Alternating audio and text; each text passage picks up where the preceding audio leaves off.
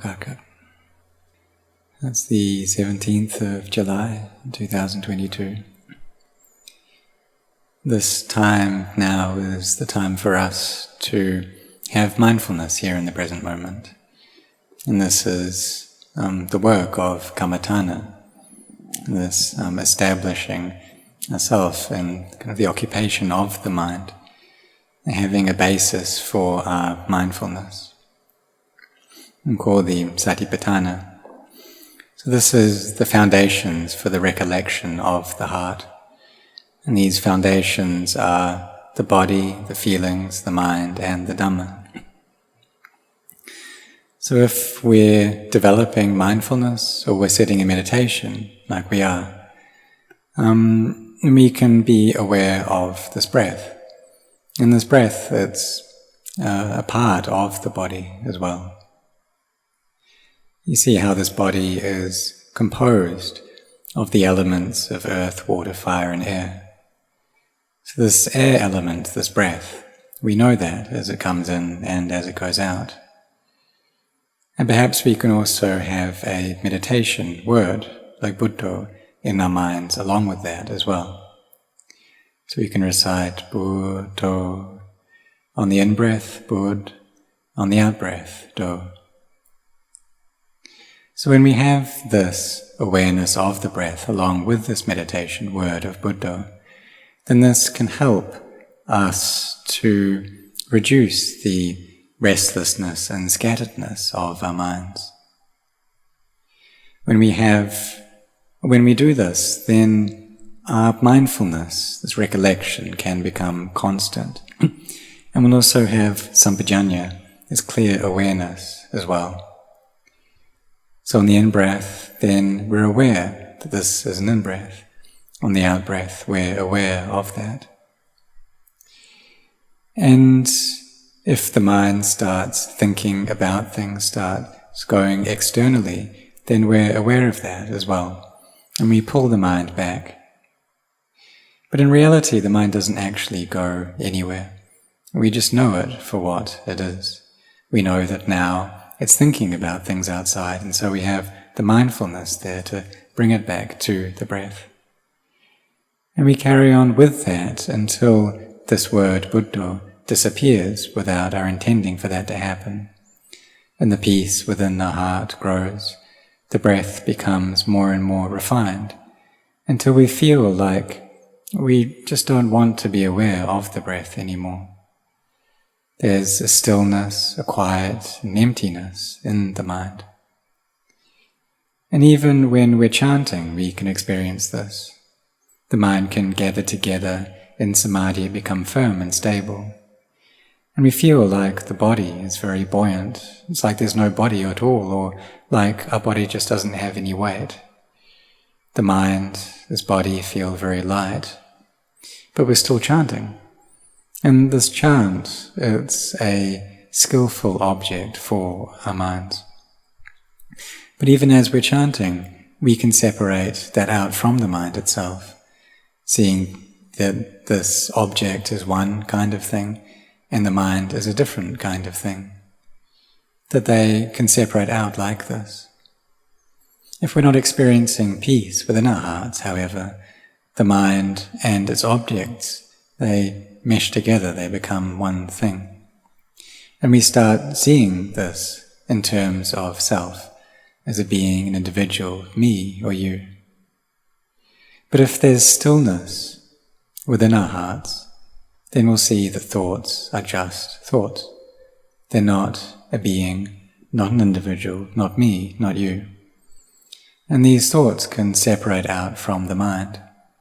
And it's quite incredible when we see this, that there's this great lightness to our bodies and minds. And this is a state of samadhi, what we call upajjhara samadhi, samadhi which is close to peace and stillness.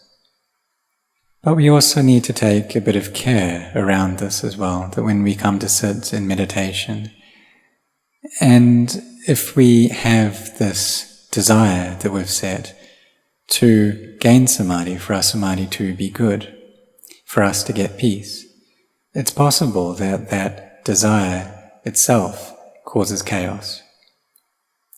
So Venerable Ajahn Chah taught that when we practice, we need to let go as well. So there may be peace, there may be a lack of peace, but our duty right now is to know this in-breath and this out-breath. Or if we're walking, then when we place the right foot down, we recite Bud. Or maybe when we replace the left foot down, we can recite Bud, whatever we feel is easy for us. Or with each step recite Buddho, Buddho. So why do we need this meditation word of Buddho? Because these sense objects, these objects of the mind, they are the food for the heart. And if we don't have this meditation word, then the mind will go off thinking about other things, proliferating about different things. If we experience something that we dislike, then the mind will proliferate in one way. If we experience something that we like, it'll go off another way. But it never stops, it never stays still. So we can reflect that right from the time that we were born to the present, have we experienced peace or stillness? Have we experienced this lightness of body and mind? And perhaps some of us have experienced some of this. And maybe we have that kind of old karma there, or that old kind of characteristic for us to be able to experience that. Perhaps when we chant as children, then there's a peace and stillness within our hearts. And we can feel the hairs on our body stand on end. There's a great contentment within our hearts, and tears flow down, a sense of rejoicing in that. So if we have that inherited characteristic from our past, then we may have experienced this.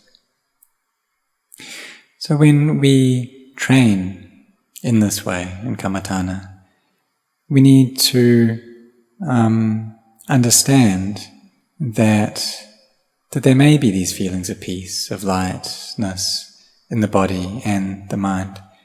And we may wish for this to just really settle down, for us to experience this profound stillness. But we're not yet there. We can't yet reach that state.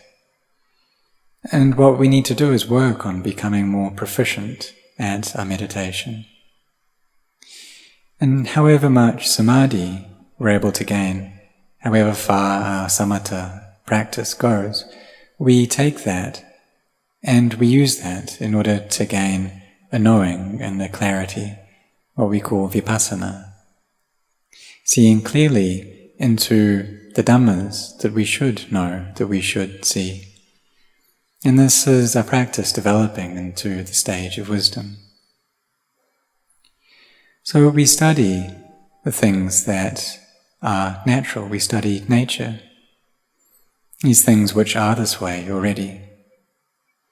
And the Buddha taught that whether or not a Tathagata is awakened in this world, the Dhamma is established like this, that it's the nature for things to arise, to stay for a while and to cease. But the Buddha, he was able to teach us, he was able to show us these things so that we can gain an understanding of them. He opened that which was closed, uprighted that which was overturned. So we have come to study these things, we know them well. And we can reflect, ask ourselves that with all the things in this world, is there anything which is constant and permanent? Are there any people for whom they get born but they don't die? Are there any material things that stay on like they are now forever? Even this body needs to deteriorate. You see, even the sun that rises and sets. And all things in this universe are just like that. None of them can last. This body, what did it arise from? When it is able to live, what's that due to? And why does it need to pass away? So we take the peace of mind to contemplate these matters, to look into the body. We can observe just this breath, how it arises, stays for just a short while, and then ceases. And the body arises and ceases with each and every in and out breath. So first we know this in and out breath. We have mindfulness there in order to develop our samadhi so that it becomes well established. But next we see the arising and ceasing of that breath, and that takes us to vipassana. So this breath can be an object of vipassana as well. You can also contemplate the body and see how it starts off as just a small collection of elements in the womb, and it develops until you get born, and it's able to survive dependent on food and air and liquid, and also this heat, and these are the things which nourish the body. We've all learned that the body starts off as just a few cells, and then those quickly multiply, and all of the organs are built from those cells. But the older cells, they deteriorate, and the body tries to repair them and tries to bring up new ones, but it reaches a point where it's not able to repair them in time, and this is when it breaks and falls apart. And it's just normal for this to happen.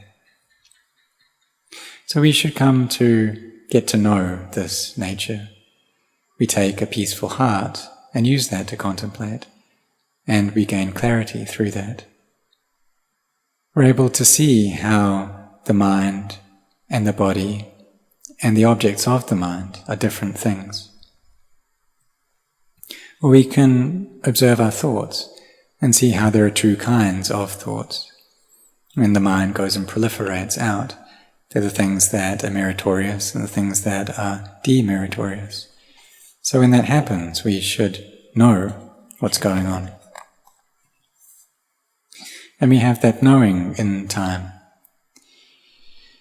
When it's bad things that the mind is thinking about, we lay them aside, we abandon them. If it's good things, then we can act and speak from them. So we try to train this way and try to make this continuous and connected until wisdom arises and we see the Dhamma. So as we progress along this path, then our practice becomes more and more subtle. Our samadhi steadily develops, and our wisdom becomes more quick. And we can contemplate into the sense impressions that we experience, and how the mind goes into liking towards some of them, disliking towards others, and we're able to let these things go. And this is really important, this letting go. By letting go, we enter into the heart of the teachings of the fully self-awakened Buddha, telling ourselves how the things we like are not sure, when we dislike, that's not sure. And we train our minds like this so that wisdom can arise. And these objects for vipassana are in constancy stress and not self. It's like how the Buddha taught that sabbe sankhara anicca, and that all fabricated things are inconstant. Sabbe sankhara dukkha, that all fabricated things are stressful, are dukkha. And sabbe Dhamma anatta, that everything is not self. So we train and contemplate in this way, being really firm in this training. And we find the time to put in our efforts, and also to endure as well. And we make this consistent. And when our practice is constant and even, that's when results can arise. And so may all of you set your hearts on this.